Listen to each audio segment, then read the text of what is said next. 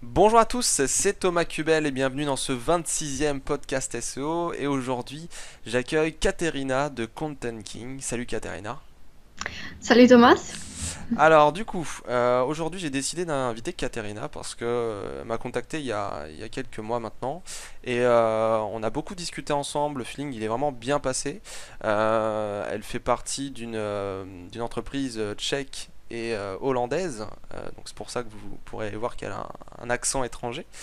Et donc du coup je l'ai invité, ouais, parce que cet outil pour moi, Content King, est vraiment nouveau. C'est-à-dire qu'on va voir un plan d'action sur certaines pages, un plan d'action sur un ensemble de pages et sur l'ensemble du site.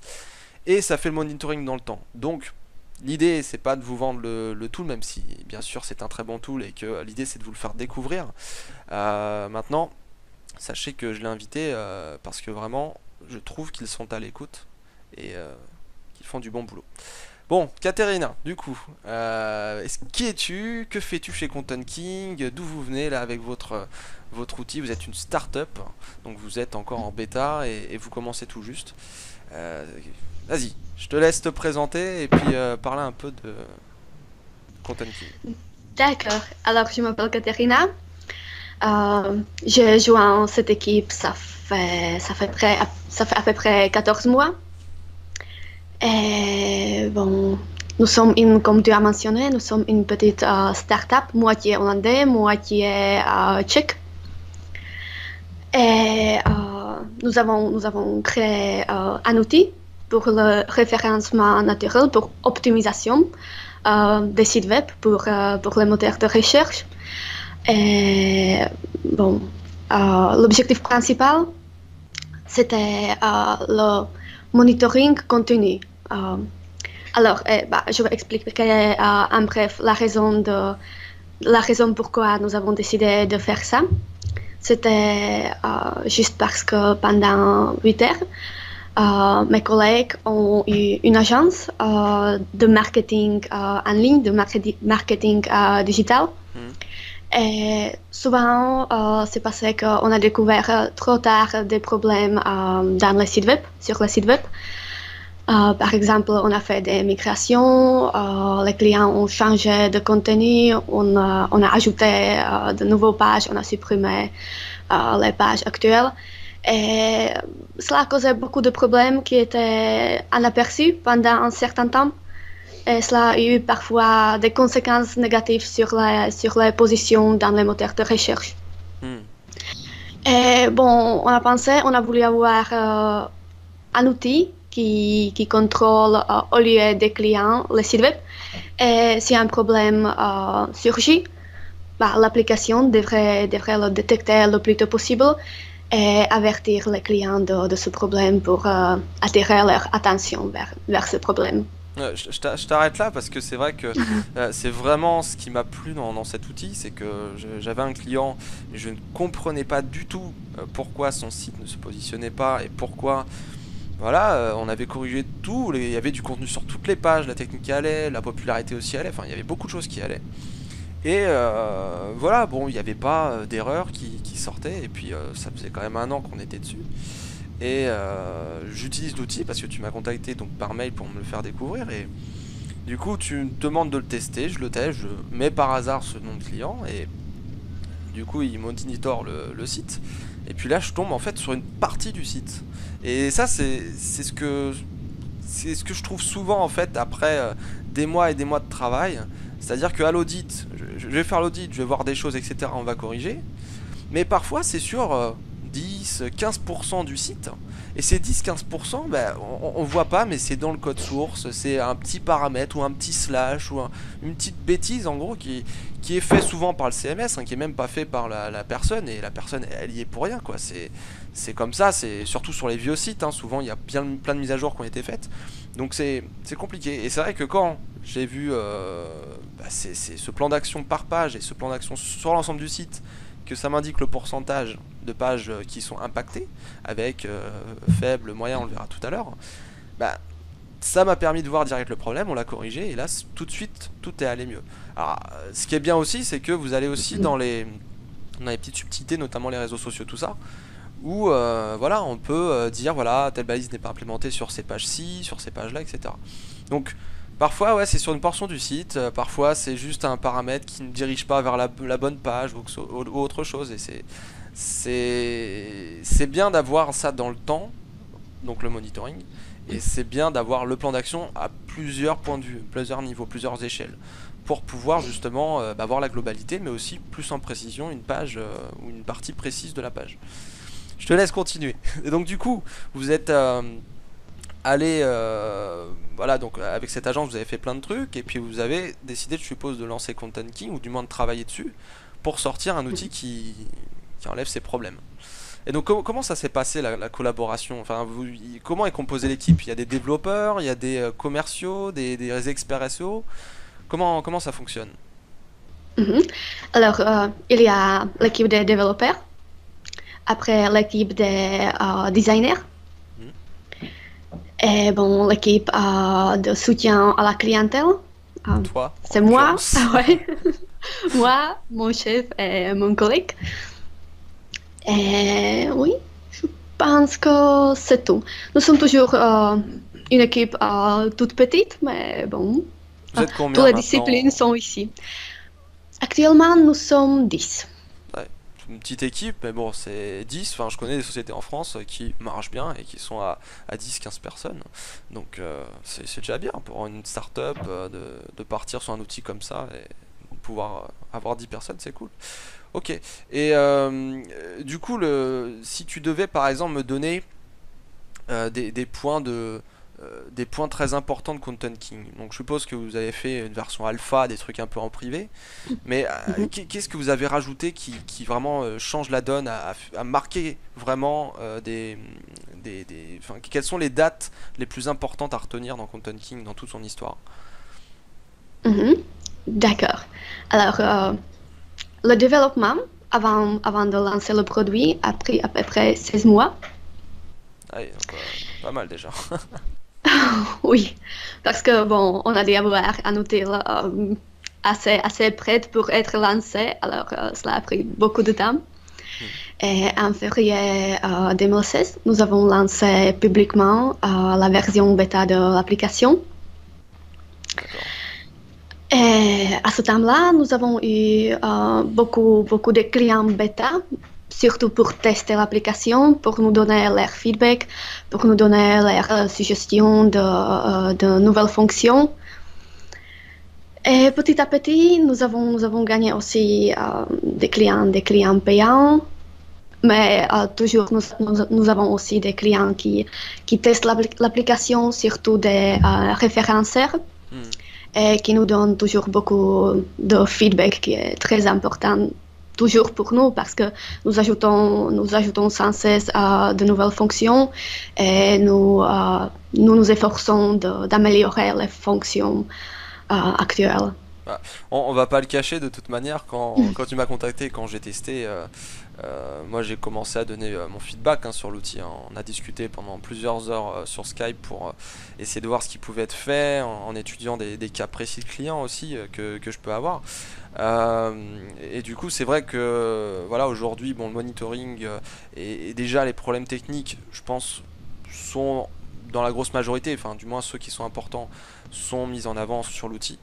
Après, c'est vrai que tous ces aspects, comme on entend la sémantique et puis tout l'analyse des contenus, ressortir des, des recommandations pour pouvoir vraiment construire un site qui est nickel niveau contenu, c'est important et c'est le futur hein, finalement aussi.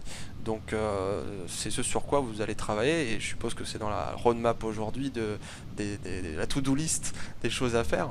Ça va prendre du temps, hein, comme tout le monde, mais voilà, c'est clair que vous avez une bonne écoute et je pense que c'est pour ça aussi que le feeling est bien passé et qu'on s'est bien entendu. C'est que vous écoutez, vous réfléchissez en interne, ensuite vous faites des retours, vous revenez. Enfin, j'ai une très bonne relation par exemple avec SEMrush que tu connais.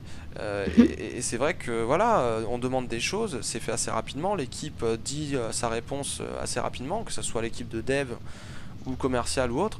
Et bah voilà, ils font du bon boulot et c'est agréable de travailler avec des gens comme ça parce que au moins les outils sont à jour, sont à l'air du temps, ils loupent pas des virages et ils se cassent pas la gueule quoi, ils tombent pas, ils sont pas perçus comme des outils à éviter quoi, clairement.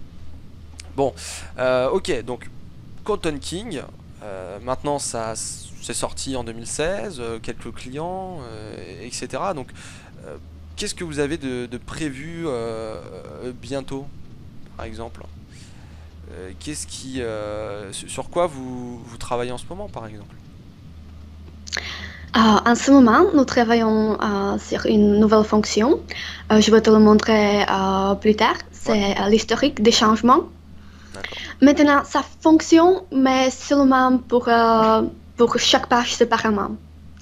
Et D'accord. la fonction va être meilleure, plus grande. Elle va montrer l'aperçu d'historique des changements sur tout le site web. Donc Alors, ça veut dire que le moteur, l'outil pardon, va crawler donc le site, les pages les plus importantes, va faire le monitoring dans le temps, et donc au fur et à mhm. mesure va stocker en fait des informations pour qu'on puisse retourner en arrière. Exactement, D'accord, exactement. d'accord, ok. Ouais, c'est vrai que ça peut être intéressant, ça me fait penser à SEO Observer, alors qui est plus sur l'aspect popularité, les SERP, les changements du site, voir ce qu'a fait le concurrent pour l'espionner, etc. Mais c'est vrai que sur le site en lui-même, regarder page par page, c'est aussi très intéressant. Ok, quoi d'autre? Je sais qu'il y a des choses par rapport aux offres, parce que voilà, en fonction de telle ou telle culture, nous on en a parlé. J'ai fait d'ailleurs un sondage sur Twitter qui a pas marché parce que j'étais pas assez précis. Mais voilà, c'est vrai que un outil monitoring de contenu, c'est difficile de savoir combien on doit le payer par mois parce que bon, ça monitore, mais derrière ça fournit des recos, etc. Donc ça permet de gagner du temps aussi. Et du coup, pour les tarifs, vous en êtes où? Vous allez faire un truc pour chaque pays? Vous allez faire un truc pour tout le monde? À l'heure, au crawl, en fonction d'un forfait? Enfin, vous avez des idées? Mhm. Alors, notre outil est destiné principalement à l'Europe, au marché européen. Alors, nous avons les tarifs, à ce moment, nous avons les mêmes tarifs pour toute l'Europe. D'accord. Mais bon, comme nous sommes toujours dans la version bêta, rien n'est fixé pour toujours. Alors, on réfléchit d'ajuster peut-être les tarifs pour la France, pour la République tchèque, pour la Grande-Bretagne. Hmm. Alors, oui, les tarifs que tu peux voir sur notre site web sont les tarifs actuels, mais bon, peut-être on va changer pour les marchés différents. Et Ça peut peut-être changer. on va ajuster les tarifs pour les freelancers, pour les agences. On va voir tout ça. Oui, bah, de toute façon, ça c'est une grosse discussion, hein. Les tarifs, ça a toujours été difficile. D'ailleurs, bon, je vais pas le citer, mais il y a quelques temps, il y a quelqu'un qui a fait beaucoup parler de lui parce que le tarif était mal conçu et tout le monde s'est dit, oh, allez, je m'en vais, c'était trop cher, etc. Bon, ça arrive, hein, maintenant, il faut y retourner de temps en temps, hein. Il y a beaucoup de boîtes, hein, même en Grande-Bretagne d'ailleurs. Qui font des tarifs, etc. Puis que chaque année ça change, c'est assez horrible quoi. Et du coup, si tu devais, alors on peut parler de Content King, mais de manière générale, le lancement de produits en bêta, dématérialisé, la solution en ligne, etc. euh, Comment vous y êtes pris pour lancer un produit pareil? Parce que finalement vous le construisez, etc. Mais il faut le faire connaître ce produit. Et je vais pas t'apprendre ça, hein, on travaille dans le marketing tous les deux. Euh, Internationaliser, c'est-à-dire faire les traductions de l'outil, essayer de contacter voilà, différentes personnes. Toi, tu parles, je sais plus combien de langues, tu m'avais dit, 3, 4, peut-être plus. 4, oui. 4, ouais, c'est ça. Ouais, donc 4 langues, discuter avec les Français, les Tchèques, les Hollandais, les Anglais, tout ça, bon, c'est un sacré boulot. Alors comment vous y prenez au niveau commercial, au niveau développement, pour lancer le produit et pour l'international? Bah, nous avons un petit avantage parce que nous sommes une équipe internationale, hollandais, tchèque. Alors, ça fait déjà deux langues. Ouais, c'est sûr. Alors, nous voulions que notre outil soit confortable à l'utiliser pour les personnes de différents pays. Hmm. Alors, pour ça, nous avons décidé de faire la version française, la version espagnole, anglaise, hollandaise, tchèque. Parce que, bon, la plupart des outils est en anglais.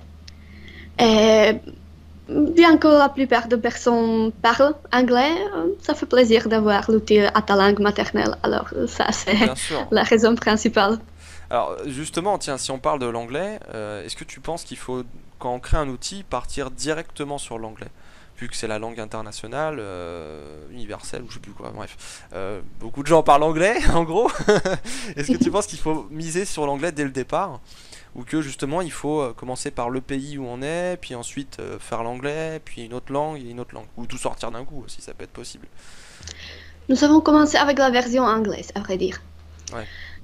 Euh, oui, mais juste après, la version hollandaise et la version tchèque sont arrivées parce Mm, que c'était le plus facile pour nous. Je suis tchèque, mes collègues sont hollandais. mm. Mais on voulait ajouter plus de langues et on a focalisé surtout la France parce que bah, je parle plus ou moins français, de même façon l'espagnol. Mm.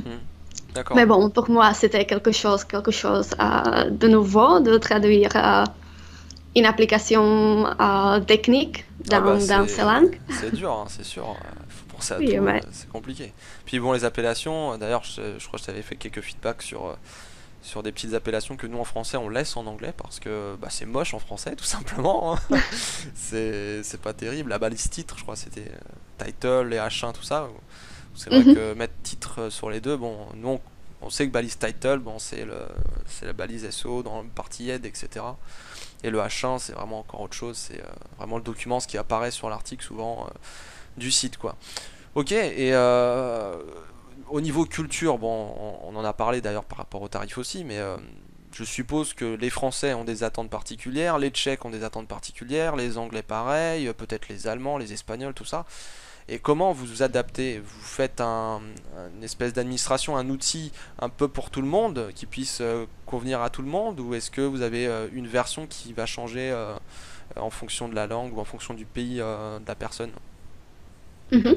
Bon, toutes les versions de l'application sont les mêmes. Il y a de mêmes fonctions à ce moment-là, mais les différences sont surtout dans la communication parce que on doit traiter chaque culture est différente et on doit traiter les gens d'une manière différente. Avec, par exemple, avec des Américains, tu peux être bien direct, mais ça ne marche pas avec les Tchèques ni avec les Français, je suppose. Oui, ça marche Alors, moins, c'est vrai. Mais c'est très agressif aux États-Unis, ils se prennent pas trop la oui. tête, donc on peut direct parler avec eux. Ouais, tu veux tester mon outil? Ouais, vas-y, sans problème. Français, j'ai pas le temps. Ça parle de quoi? Il y a déjà beaucoup de questions qui se posent. On réfléchit. Exactement, c'est ça. Alors, nous avons réfléchi bien longtemps de faire une stratégie différente pour chaque marché pour que nos clients se sentent confortables avec nous. Hmm. Et bon, mais on ajuste la stratégie toujours parce que on apprend beaucoup pendant les communications avec les clients. Tant que t'as pas un dédoublement de personnalité qui fait que tu t'arrives Parfois, pas à oui. t'en sortir, des fois, ouais, c'est pas facile, hein, c'est compliqué, hein. Déjà, quand tu restes dans un pays, bon, tu peux avoir affaire à différents types de clients. Il y en a qui sont très cordiales, il y en a qui sont bonjour, il y en a qui sont souriants, il y en a qui sont humains, qui sont simples.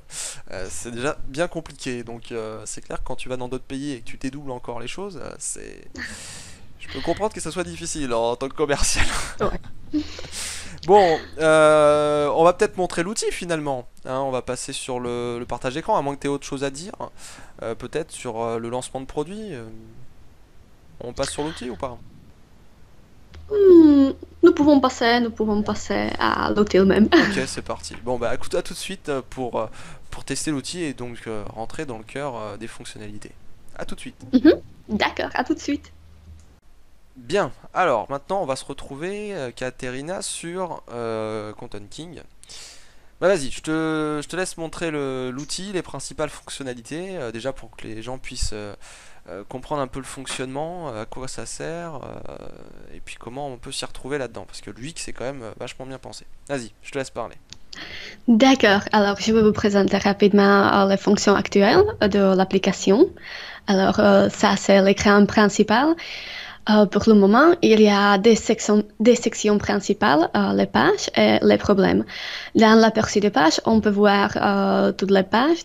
Dans les problèmes, on voit l'aperçu de tous les problèmes que l'application a détectés. Et donc là on voit justement les pourcentages des pages. Ça c'est ce qui est pour moi le plus intéressant, c'est de regarder, ça impacte le site à combien de pourcents. Là les liens, bon, il y a bien sûr il y a d'autres sous-éléments, mais 99% c'est quand même beaucoup quoi. Vas-y, Mhm. continue.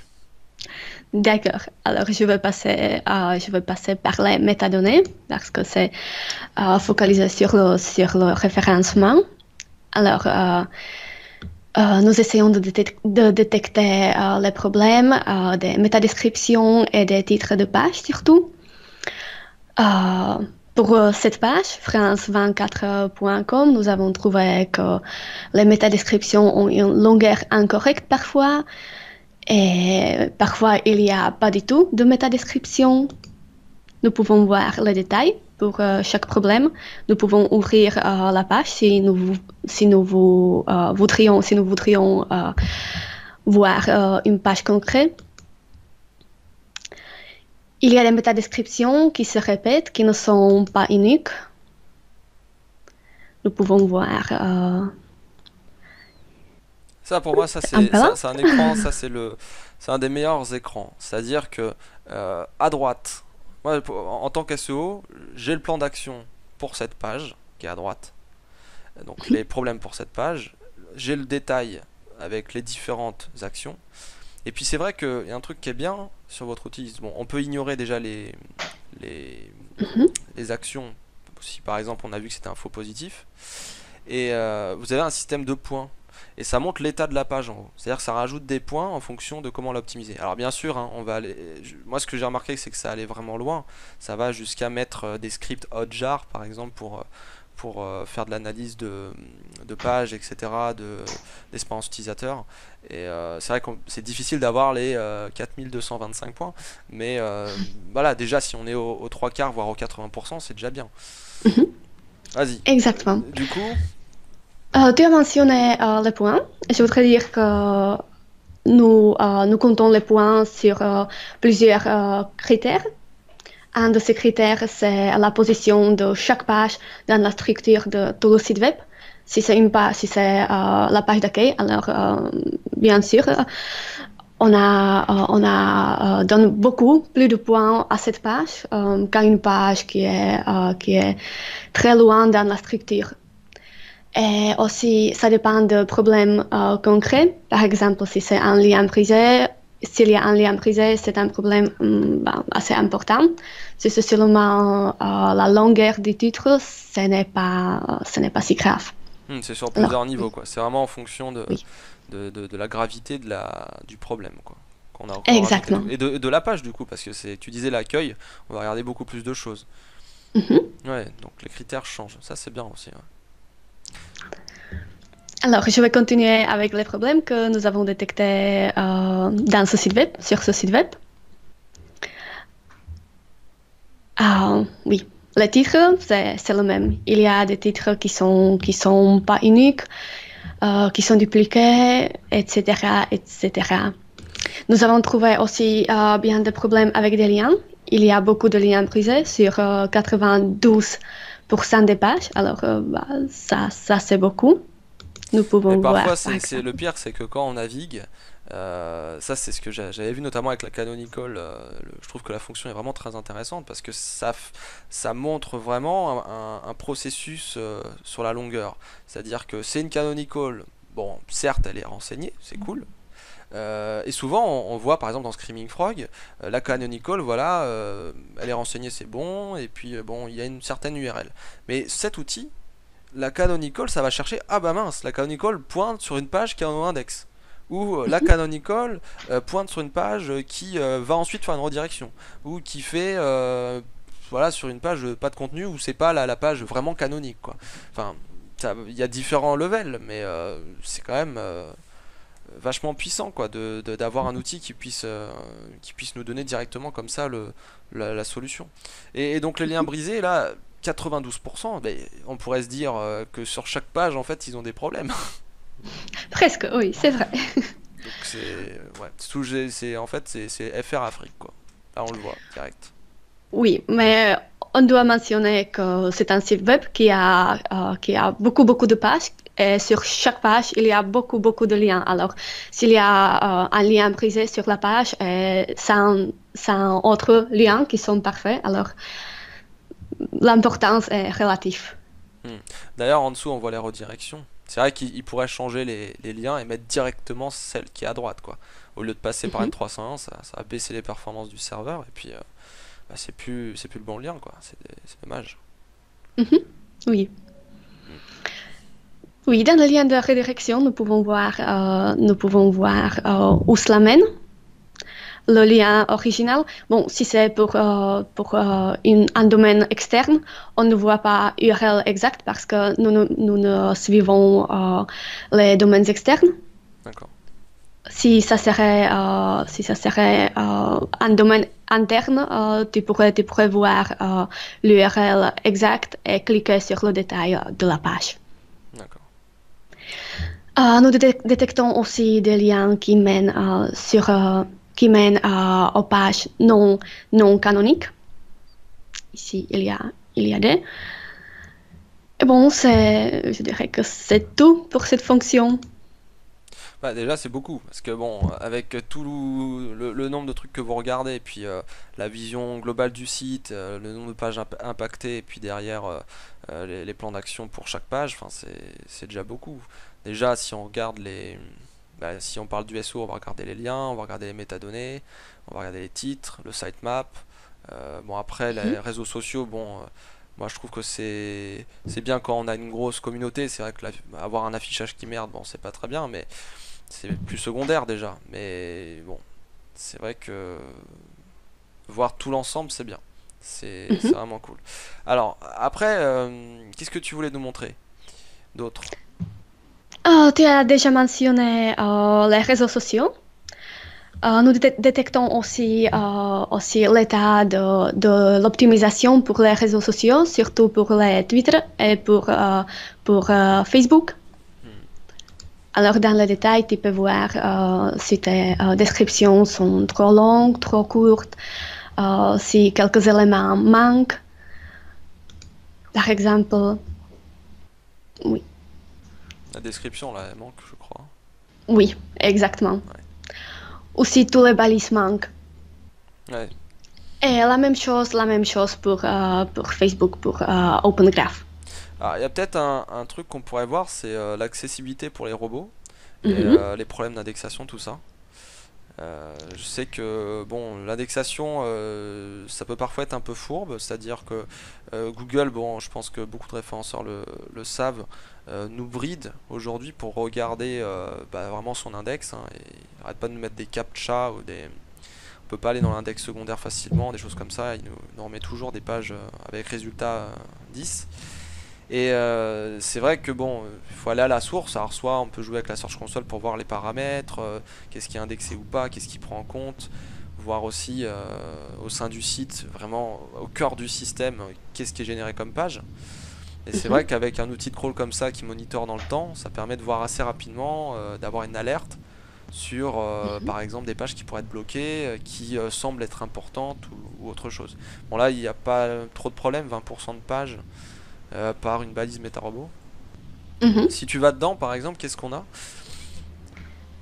Oui, nous pouvons aller dedans. Et tu vas voir l'aperçu de toutes les pages qui sont bloquées par la balise MetaRobot. Hmm. Alors, tiens, arrêtons-nous rapidement sur l'impact juste le truc d'avant là. D'accord. On a impact petit et grand. Euh, bon, t'es peut-être pas le développeur, mais c'est l'impact, comment il est calculé? Grand, petit, moyen, tout ça, enfin, c'est en fonction de la popularité de la page ou c'est complètement autre Mhm. chose? La popularité de la page et aussi, de nouveau, la position de la page dans la structure du web. Euh, Si par exemple la page d'accueil n'est pas indexable, alors oui, ça pourrait être un grand problème. Ouais, effectivement, c'est clair. Mais si c'est par exemple une boutique en ligne et c'est seulement la page d'un produit, c'est pas si important et ça peut être aussi intentionnel. Après, ça dépend. C'est vrai que c'est le problème des outils, c'est qu'ils n'ont pas de conscience.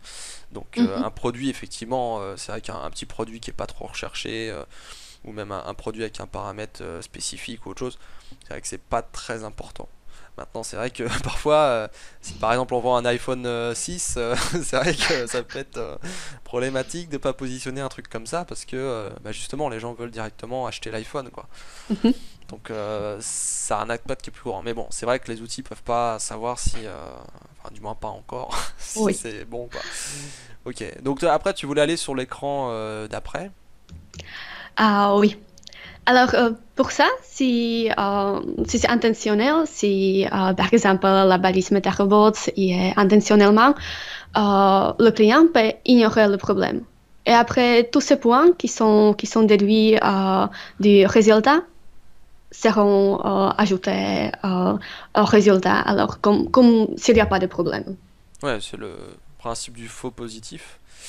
Et du coup, par exemple, admettons, quelqu'un, donc, je sais pas, il crawl le site, tout ça, il ignore un point, ça rajoute des points, etc. Et puis, finalement, il se trompe. Il s'est trompé. Le mec, en fait, était incompétent. Je sais pas, c'est un gars qui vient d'arriver dans la société. Il comprenait pas que c'était pas important, que c'était important, c'était pas important comme page, etc. Et qu'il fallait justement la supprimer. Je vais y arriver. Mhm. Et il veut retourner en arrière. Est-ce qu'il peut le faire ou est-ce que il faut attendre un autre crawl? Enfin, comment ça se passe? C'est pas problème d'aller en arrière.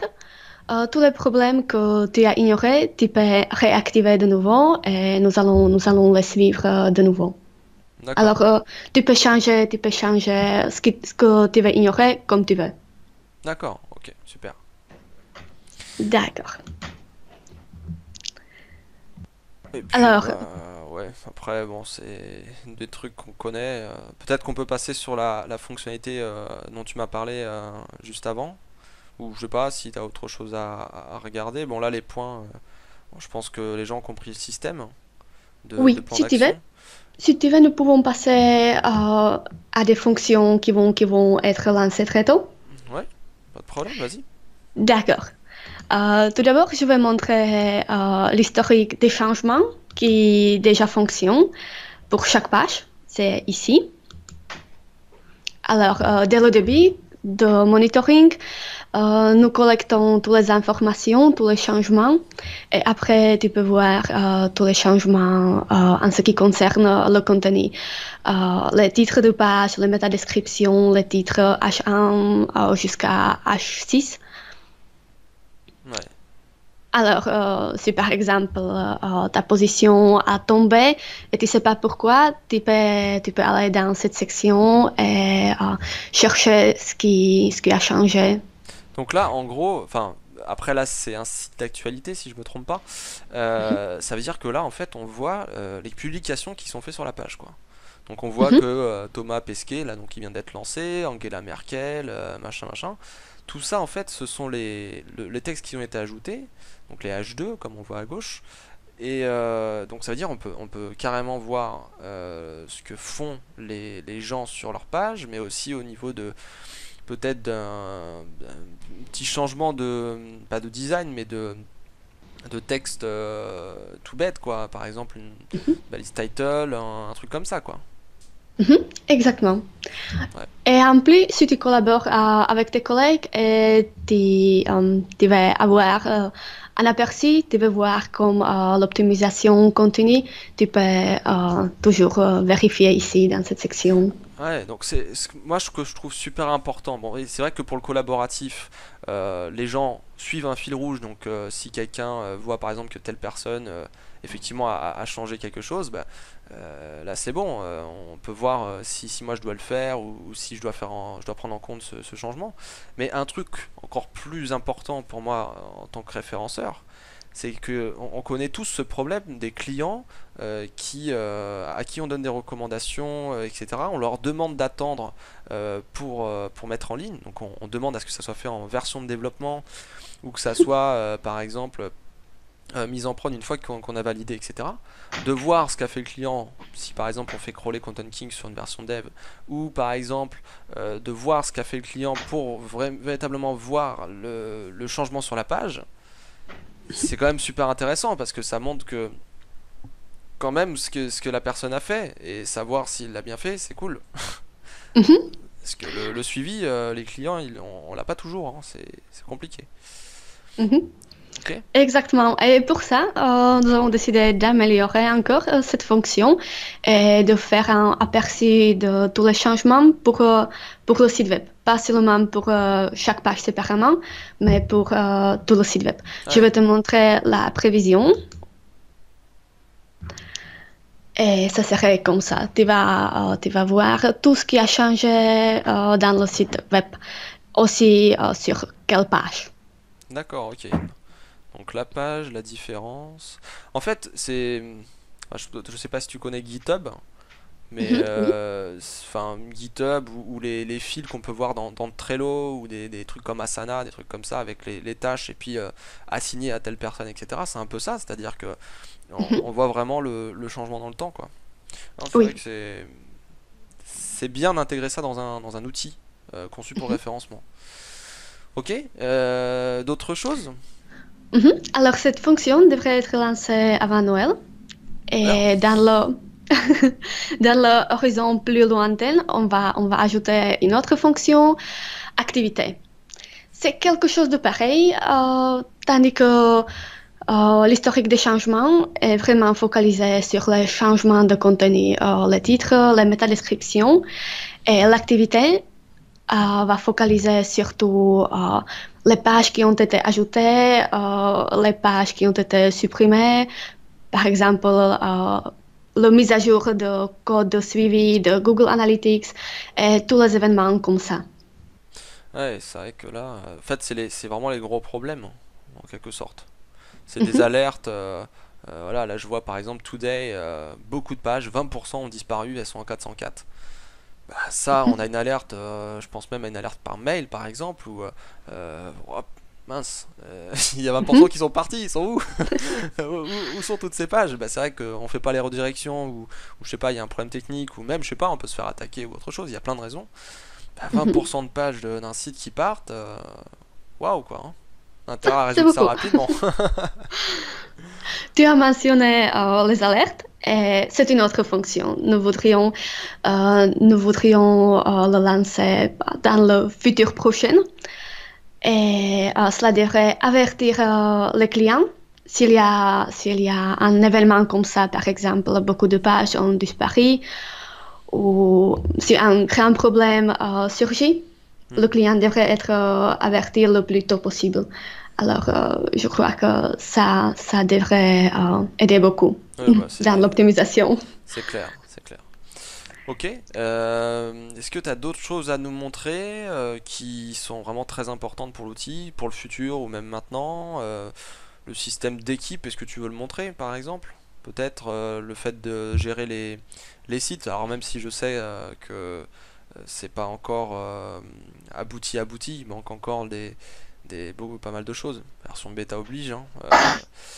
Mais est-ce que tu peux nous montrer la version d'équipe pour créer les sites, les offres, tout ça? Bien sûr. Puisse voir le fonctionnement, quoi. Alors, ici, tu peux ajouter de nouveaux sites web. Et tu peux aussi ajouter de nouvelles personnes dans ton équipe. Alors, si tu veux collaborer avec tes collègues, avec les développeurs, avec les copywriters, tu peux le faire ici. Ok. Et tous les changements que tu vas faire, sur le site web et dans l'application, ils vont le voir de même façon comme toi. C'est pour faciliter la collaboration. Oui, pour qu'ils puissent savoir là, dans leur propre compte, etc. Et donc si on va sur un site web, alors ce qui est intéressant, c'est on peut bloquer le monitoring. Si par Mhm, exemple, voilà, il y a un moment où je sais pas, on change de serveur ou je ne sais quoi, mhm. on veut arrêter parce qu'on a envie que ça arrête de crawler, Exactement, on tu peut peux l'arrêter. le faire ici. Et après, si tu te décides autrement, tu peux réactiver le monitoring sans problème. Ok. Et tu peux aussi changer de plan si tu penses que tu vas ajouter beaucoup de contenu, beaucoup de nouveaux pages. Alors, on peut un peu jouer avec ça. Oui, et puis ce qui est bien, c'est que on se fait pas avoir par cette limite parce qu'il y a souvent des outils. Ça, c'est un truc qui est vraiment bien sur le vôtre. Alors, il y a d'autres outils qui le font aussi, mais par exemple, on a 1000 pages et notre site en fait 10 000. Content King va se focaliser à crawler les pages les plus importantes dans un premier temps. Donc Mhm, l'accueil, les niveaux qui arrivent, qui sont plus proches de l'accueil, etc. Et les mhm, petites pages, tout ça, bon, il va peut-être en crawler quelques-unes, mais pas toutes, puisqu'il y a 10 000 pages. Et c'est vrai qu'on passe au plan suivant, où on reste sur le plan petit, il va se focaliser sur ce qui est le plus important. Et la mhm, plupart des outils aujourd'hui, bah, crawl comme il voit. Bon, bien sûr, il y a le système de niveau par l'arborescence du site, forcément, il y a les pages les plus importantes qui sont crawlées. Mais c'est vrai que parfois on explore des parties de site qui sont inutiles, ou du moins qui sont beaucoup moins utiles que certaines autres parties. Et mhm, voilà, Content King, là, la force, elle est là quand même, hein. Ok, mhm, et je vois aussi URL exclu en bas à gauche. Ça, mhm. c'est aussi bien important. Bon, ça beaucoup le font, mais c'est vrai que Oui, par c'est bien de le exemple, mentionner. exactement. Par exemple, si tu as un grand e-shop et tu as tu as un millier de pages que tu ne veux pas avoir crawlées par un autre robot, tu peux gérer la liste des URL exclus. Tu peux ajouter tous les URL que tu ne veux pas avoir monitorés. Et après, notre robot va le respecter. Mm. Et puis, il va les ignorer. Oui, exactement. Ok. Est-ce que tu as d'autres choses à nous monter? Ça fait montrer 23 minutes là bientôt pour la deuxième partie. Donc, on arrive à 40 minutes si je me trompe pas. Mhm. Est-ce que tu as d'autres choses à montrer, d'autres choses que tu veux souligner? Peut-être seulement le nouveau aperçu, parce que, bon, maintenant, c'est dans l'état que nous avons vu, mais prochainement, cela devrait changer un peu. Cela devrait montrer plus d'informations, par exemple, les problèmes qui sont ouverts actuellement, euh, les pages qui ont des problèmes et comment cela a changé dans le temps. Ouais, Alors, tout ça devrait être ajusté un peu. c'est clair que si on a que du rouge, au moins on sait qu'il y a du travail. S'il y a que du vert, Oui, c'est que c'est pas mal. exactement, exactement. Bah, il y a d'autres fonctionnalités qui vont être ajoutées, mais c'est au futur plus lointain. Alors, je ne veux pas le mentionner maintenant parce que, C'est pas encore euh, fait, quoi. oui, exactement, Forcément. exactement. Déjà, tu nous as montré des choses qui vont sortir et qui ne sont pas encore là, donc c'est bien sympa parce qu'il n'y a pas beaucoup de gens qui le font. Bon, bah, du coup, on va finir sur ça.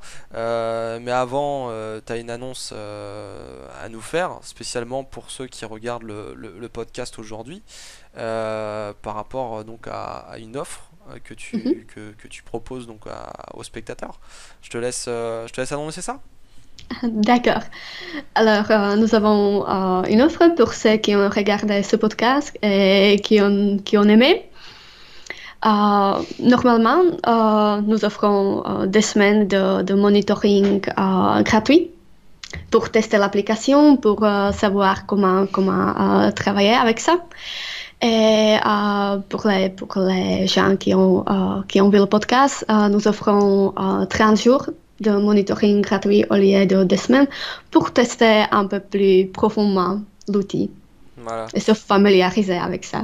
C'est ça. Donc du coup, vous avez juste, après, bon, tout sera marqué dans le texte parce que là, on est encore en train de réfléchir sur comment on va faire pour que les gens puissent s'inscrire, etc. Mais bon, dans tous les cas, si vraiment vous n'avez aucun bouton ou truc que j'aurais mis sur l'article, vous contactez l'équipe Content King, vous demandez Katerina et vous lui dites que vous venez de ma part, ou du moins que vous avez regardé le podcast et que vous aimeriez bien avoir un compte et bénéficier de 30 jours donc pour tester l'outil. Et je peux vous dire que honnêtement, c'est cadeau parce que il n'y a pas de limitation. C'est-à-dire que 30 jours, vous allez mettre votre site, vous allez voir les corrections, vous allez pouvoir déjà corriger quoi. Donc corriger les pages de son site, c'est gratuit, c'est sympa quoi. Après le monitoring, tout ça c'est autre chose, mais ça va permettre de voir déjà sur un mois comment ça se passe. Et puis voilà quoi. Après, vous pourrez ajouter d'autres sites, bien sûr en prenant une autre offre, mais c'est déjà très très bien. Donc voilà, un mois gratuit si vous venez de la part de Thomas Kubel et de son podcast. Voilà. Très bien. Bon bah Katerina, super. Moi je suis bien content en tout cas de cet outil, de son avancement. J'invite tout le monde à le tester. Et bah écoute, je te laisse me dire un dernier mot pour clôturer ce podcast. Alors, merci pour ta proposition de faire podcast avec nous. C'était Voilà. super intéressant et bah, c'était super sympa. Voilà. C'est le côté humain que j'essaie d'intégrer dans ce podcast.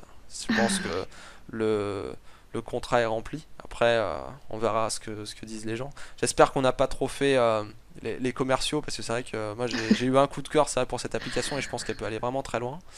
Et le fait que vous soyez aussi une startup, ça m'encourage vraiment à vous mettre en avant aussi, quoi. Donc, j'espère qu'on n'a pas trop fait les commerciaux. Mais en tout cas, bon, c'était pas le but, hein. J'ai aucune action chez Content King, je préfère le dire. J'ai eu un t-shirt, voilà. Mais c'est tout. Voilà. Bon, bah écoute, Katharina, à très bientôt. Et puis, merci à tous d'avoir regardé ce podcast. Salut! Au revoir!